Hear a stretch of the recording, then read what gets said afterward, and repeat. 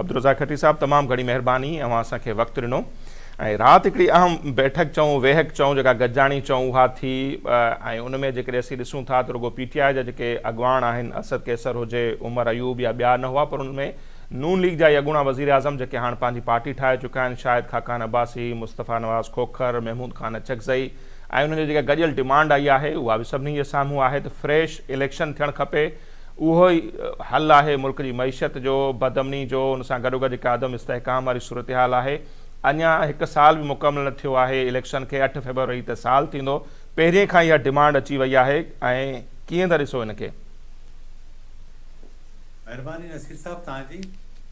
ज़ाहिर आहे गुज़िरियल साल हिकु साल थियण वारो आहे, 3 ॾींहंनि खां पोइ इलेक्शन खे साल पूरो थी वेंदो ऐं मुंहिंजो ख़्यालु इहो आहे त पाकिस्तान जी तारीख़ जे जेके धांधले क़िस्म जा जेके इलेक्शन आहिनि ही उन्हनि में सभिनि खां मथे इलेक्शन हुई ऐं जंहिंजे नतीजे में जेका हुकूमत ठही उहो बि तव्हांजे साम्हूं आहे। ही असल में सॼो बंदोबस्तु इमरान ख़ान खे काउंटर करण जे लाइ कयो वियो, पर उनजे बावजूदि यानी उनजी पार्टी खां निशान फुरणु, उनजी पार्टी खे इलेक्शन खां लातालुक़ करणु, उनजी पार्टी जे मेंबरनि खे जिन जी हैसियत आज़ादु करार ॾिनी हुई उन्हनि खे अहिड़ा निशान ॾियणु जीअं वोटर जेको आहे सो कंफ्यूज़ रहे। पर इन सभिनि जे मामलनि जे बावजूदि पाकिस्तान तहरीक इंसाफ़ जो जेको वोटर हुयो उन न रुगो पंहिंजे उम्मीदवारनि खे वोट कयो ऐं तव्हां वटि कराची में इहो हिकिड़ो वॾो मिसाल आहे त जिन माण्हुनि खे उम्मीद ई कोन हुई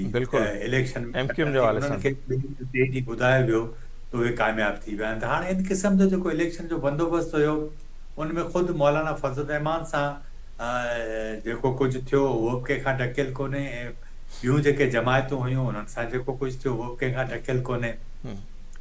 हाणे इन सॼे आर्ज़ी बंदोबस्त जे करे जेका हुकूमत ठही उहो जेकॾहिं को रिलीफ ॾे हा माण्हुनि खे त पोइ मुमकिन आहे त इहा परेशानी कोन न वधे हा।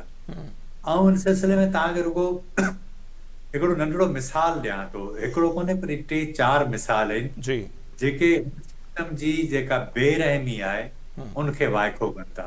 नवंबर में यूसुफ रज़ा गिलानी जेको एक्टिंग प्रेसिडेंट हुयो, ज़रदारी साहब जी टंग भॼी पई, उहो दुबई में हुयो। जजनि जे अलाउंसिस जी अनाउंसमेंट थी, यानी सुप्रीम कोर्ट ऐं हाई कोर्ट जे जजनि खे जेके अलाउंस वधायो वियो उहो राउंड अबाउट 10 लख रुपयनि ताईं वियो आहे। ठीकु आहे। उनखां पोइ दिसंबर या नवंबर में पंजाब असेंबली अंदरि जेके MPAs आहिनि वज़ीर आहिनि उन्हनि जी पघारनि में 401 यानी 10% ते इज़ाफ़ो थियो। उनखां पोइ क़ौमी असेंबली जे थियो मेंबरनि जी पघारनि में। हाणे वफ़ाक़ी वज़ीरनि जा जेके पघार आहिनि, वफ़ाक़ी काबीना जा मेंबर आहिनि, उन्हनि जी पघारनि में 140% इज़ाफ़ो थींदो। उहे सर वधीक गरीब आहिनि, आम माण्हुनि खां वधीक उहे गरीब आहिनि, उन्हनि खे वधीक ज़रूरत आहे शायदि तॾहिं बलोचिस्तान बि असेंबली कंदी ऐं तव्हांजी सिंध असेंबली बि कंदी, पख्तूनख्वा बि कंदी। ॻाल्हि असल में इहा आहे त ही जेका पावर एलीट आहे, सिविलियन पावर एलीट आहे, इनखे शायदि शर्म नथो अचे त इन जनवरी जे महीने में हिकु साल अंदरि पाकिस्तान जे अंदरि 1.30 करोड़ माण्हू गुरबत जी लकीर खां हेठि हला विया आहिनि, यानी इहा वर्ल्ड बैंक जी रिपोर्ट आहे। उनजे बावजूदि हिननि खे को तिर जेतिरो हया हुजे त हे वोटरनि खां वोट वठी अचनि था ऐं पंहिंजे जॾहिं पघार जो मामिलो अचे थो त पाकिस्तान तहरीक इंसाफ़ हुजे, पाकिस्तान पीपल्स पार्टी हुजे, पाकिस्तान मुस्लिम लीग नून हुजे, MQ हुजे, ॿियूं जमातूं हुजनि, सभु यक आवाज़ थी थियूं वञनि। मूंखे ॿुधायो त उनखां अॻु में शहबाज शरीफ़ 17 खां 22 ग्रेड जे ऑफिसरनि जी पघारनि में 150% इज़ाफ़ो कयो आहे। मूंखे ॿुधायो त आम माण्हू किथे आहे, बिजली जा बिल भरे नथो सघे। सो हिकु अहिड़ी हुकूमत करे थी जेका फार्म 47 जी पैदावार आहे ऐं इन हुकूमत खे हे सभु फ़ैसिला करे थी, उनजे बावजूदि बि शयूं कंट्रोल नथियूं थियनि।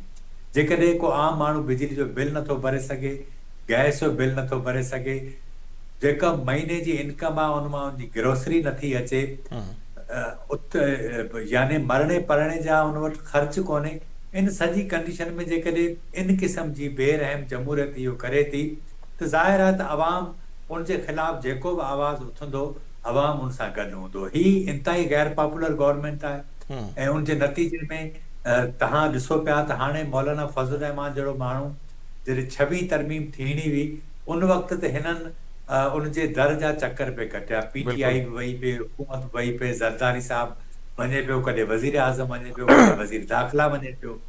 पर हाणे जॾहिं सूरत हाल थी आहे, पीका वारो बिल थियो, असांजी पंहिंजी ऑर्गेनाइजेशन आहे जंहिंजो आउं पाण हिसो आहियां, गवर्निंग बॉडी जो मेंबर आहियां। जी। मौलाना फज़ल रहमान सां मुलाक़ात थी, मौलाना फज़ल रहमान ज़रदारी साहब सां फ़ोन ते ॻाल्हायो, उनखे ज़रदारी साहब जवाबु ॾिनो त मौहसिन नक़वी वापसि मोटी अचे, हिननि जी मीटिंग करायूं था ऐं इन ते तेसि ताईं उहो साइन न कंदो।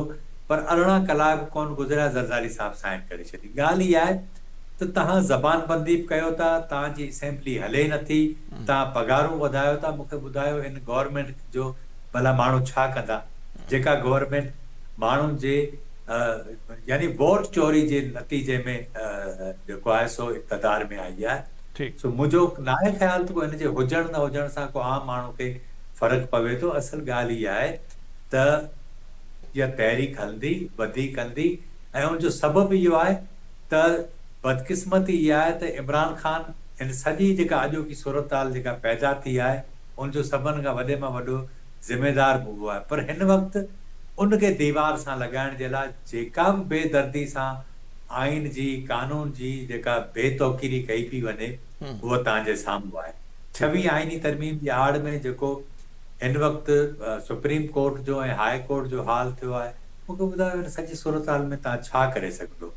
मूंखे न आहे अंदाज़ो त को पाकिस्तान जा जेके इदारा थोरा घणा बहितर थिया पे, उहे हाणे वधीक कमज़ोर थी विया आहिनि। हे हुकूमतूं जेके हिकिड़े आर्ज़ी बंदोबस्त जी बुनियादनि ते हिकिड़ी पर्सनल स्पेसिफिक कंहिंखे काउंटर करण जे लाइ ठाहियूं वञनि थियूं ऐं उनजी बुनियादनि ते इहा कानून साज़ी थिए थी, इहो केतिरो हली सघंदी। तव्हांखे यादि हूंदो इमरान ख़ान पीका ऑर्डिनेंस जो सभिनि खां वॾो वकील हो, हाणे बिल्कुलु सभिनि खां वॾो हुनजो शिकार उहो थिए पियो। सही। त इहा ॻाल्हि यादि रहणु घुरिजे त हीअ हुकूमत बि उनजो शिकार थींदी ऐं हिनखे मुंहिंजो ख़्याल आहे जेके इमरान ख़ान ॾींहुं ॾिसे पियो हिन खां वधीक ख़राब ॾिसणा पवंदा। इन करे त इहो थी नथो सघे त इमरान ख़ान जेकॾहिं मौजूदा रिजीम खे जेलनि में विझी सम्झो पियो त आउं को 10-15 साल कढंदुसि, सो हू न कढी सघियो त हे बि न कढी सघियो।